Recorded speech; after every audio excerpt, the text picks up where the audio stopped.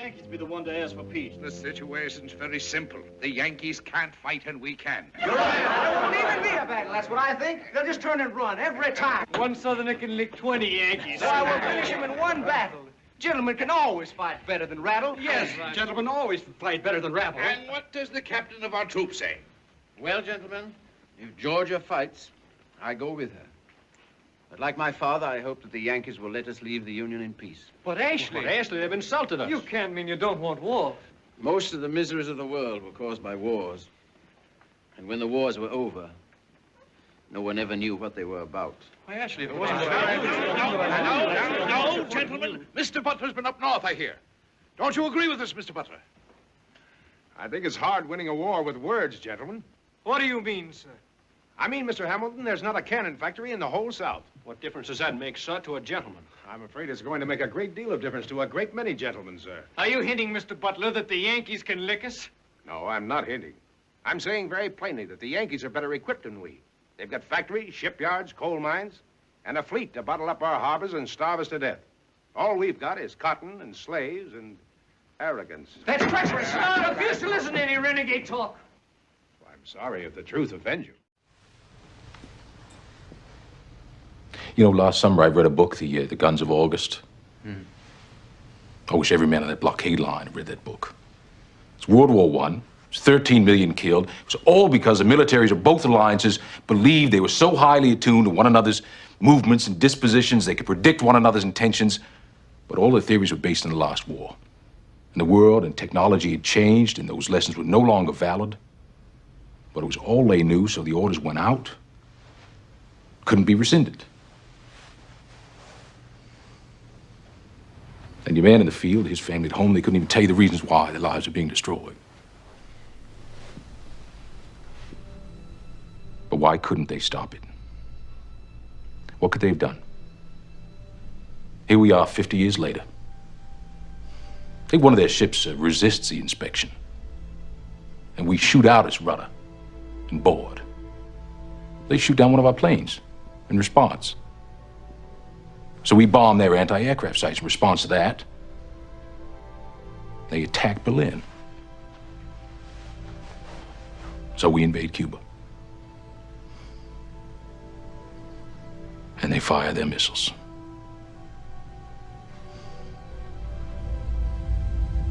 And we fire ours. Holmes!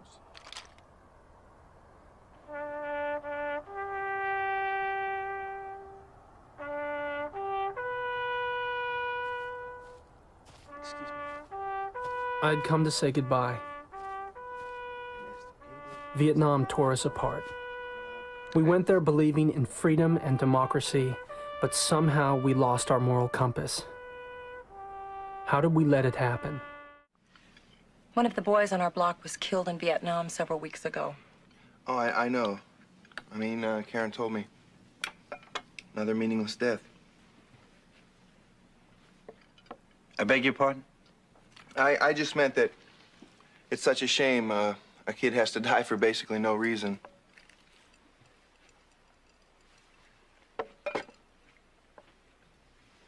More broccoli, anyone? I don't think it's meaningless when a young man dies for freedom in first country. I just have a little trouble justifying dying for a government that systematically represses its citizens. Oh, honey, try the potatoes. I put grated cheese on them. What the hell is that supposed to mean? It means that the United States government is responsible for the oppression of blacks, women, free speech. Well, perhaps, little lady, you'd like to go live in Russia for a while, huh? Oh, I think what Karen's saying is that... Look, Buster, I happen to believe that freedom and democracy have certain advantages that communist dictatorships don't, and that is what Vietnam is all about. No, man, that's what they brainwash you to believe it's all about. They turn people into brainwashed morons.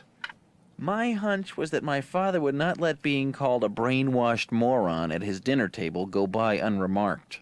So, you think I've been brainwashed, do you, Louis? No.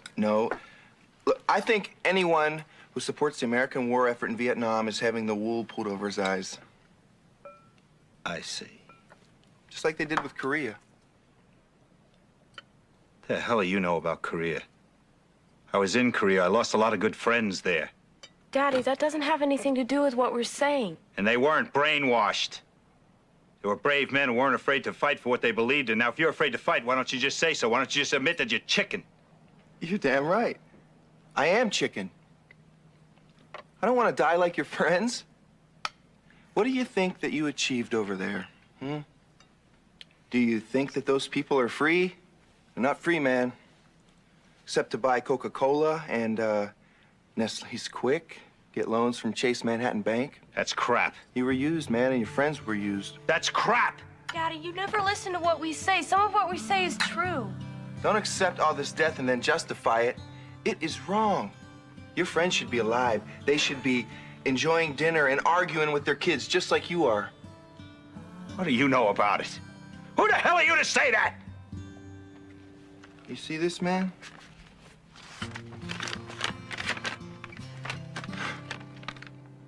This is my draft notice. In 2 weeks, I can go to jail. I can go to Canada. Or I can go get shot full of holes like your friend Brian Cooper. You keep thinking the way you do, Mr. Arnold. And these two will be next. And I just hope that's what they want. Excuse me. Well, if I thought that, sir, I wouldn't be here. Interesting way you put that. How'd I put it, sir? Very carefully.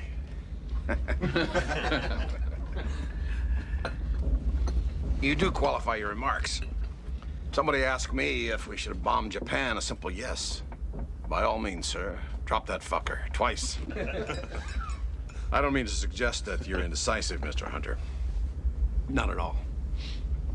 Just, complicated. Of course, that's the way the Navy wants you. Me, they want it simple. Well, you certainly fooled them, sir. Be careful there, Mr. Hunter. It's all I got to rely on, being a simple-minded son of a bitch. Rickover gave me my command, a checklist, a target, and a button to push. All I had to know is how to push it, and they'd tell me when. They seem to want you to know why. I would hope they'd want us all to know why, sir. At the Naval War College, it was metallurgy and nuclear reactors, not 19th century philosophy. War is a continuation of politics by other means. Von Clausewitz. I think, sir, that what he was actually trying to say was a little more complicated.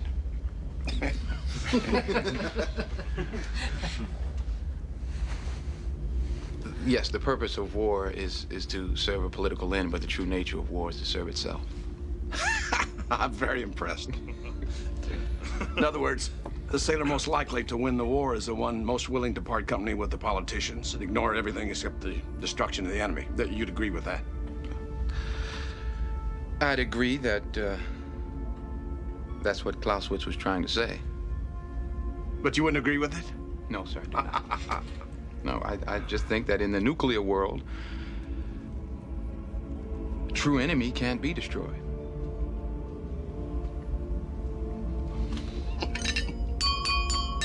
Attention on deck. Von Clausewitz will now tell us exactly who the real enemy is. Von?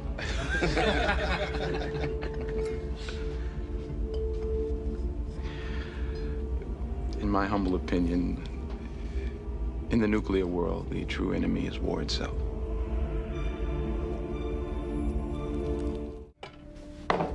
What if Rodchenko surrendered and it's over? We launch, they see us. They launch. Our birds pass each other in the air. Boom. What do you got? Nuclear war. Nuclear holocaust.